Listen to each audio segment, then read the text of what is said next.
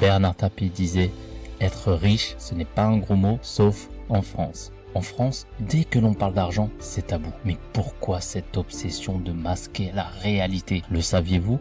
Aujourd'hui, il suffit de gagner par ménage 3 673 € net par mois pour être considéré comme riche. Oui, vous faites déjà partie des 20% les plus riches du pays, mais alors pourquoi cela semble-t-il si éloigné de ce que l'on imagine? Aujourd'hui, nous allons démolir les clichés, exposer la vérité et découvrir ce que signifie vraiment être riche en France. En 2022, selon l'INSEE, gagner 6 650 € par mois vous place directement dans le top 5% des revenus français. Pourtant, beaucoup de ceux qui atteignent ce seuil ne se considèrent pas riches. Pourquoi? Parce qu'ils comparent leur vie non pas aux autres Français, mais aux ultra riches. Cette distorsion de la réalité nourrit un sentiment d'insatisfaction permanente. Comme le disait l'écrivain Emmanuel Carrère, on n'a pas honte de l'argent qu'on gagne, on a honte de ne pas en gagner. En vérité, les Français sous-estiment leur position et vivent dans une perpétuelle illusion de pauvreté alors qu'ils font partie des privilégiés mondiaux. Le revenu médian en France est de 1 837 € net par mois. Alors si vous faites partie du top 20%, vous gagnez déjà bien plus que la majorité.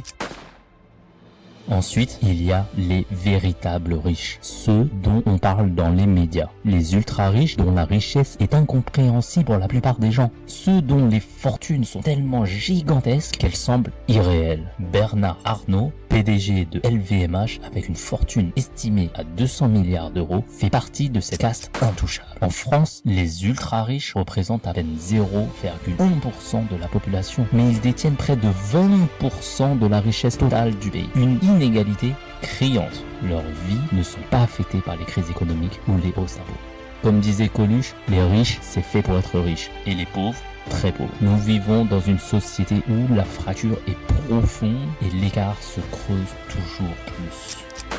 En France, il existe une hostilité viscérale envers les riches. Les manifestations, les discours politiques, tout semble orienté vers la taxation, la redistribution. Mais cette haine de la réussite a un coût. Selon une étude récente, 10 000 millionnaires quittent la France chaque année. Fatigués de ce climat d'hostilité, la France perd ses talents et ses richesses. Jean Gabin l'a bien résumé.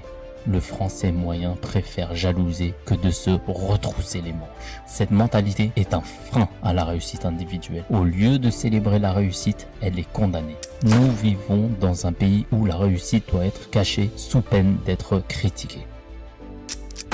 La classe moyenne supérieure semble mener une vie aisée, mais c'est souvent une façade. Derrière les apparences se cachent des prêts, des crédits et une vie sous pression financière. Selon une enquête de la Banque de France, 25% des Français déclarent avoir des difficultés à rembourser leurs dettes. Ils sont loin d'être riches. Jacques Séguéla, publicitaire controversé, disait « Si à 50 ans on n'a pas de Rolex, on a raté sa vie ». Cette phrase, bien qu'exagérée, met en lumière une vérité. La richesse en France est souvent jugée par des symboles de statut.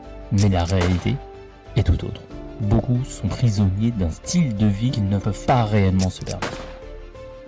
La seule vraie richesse, c'est le temps. Si vous avez le contrôle de votre emploi du temps, si vous n'êtes pas obligé de vendre votre temps pour de l'argent, alors vous êtes vraiment riche.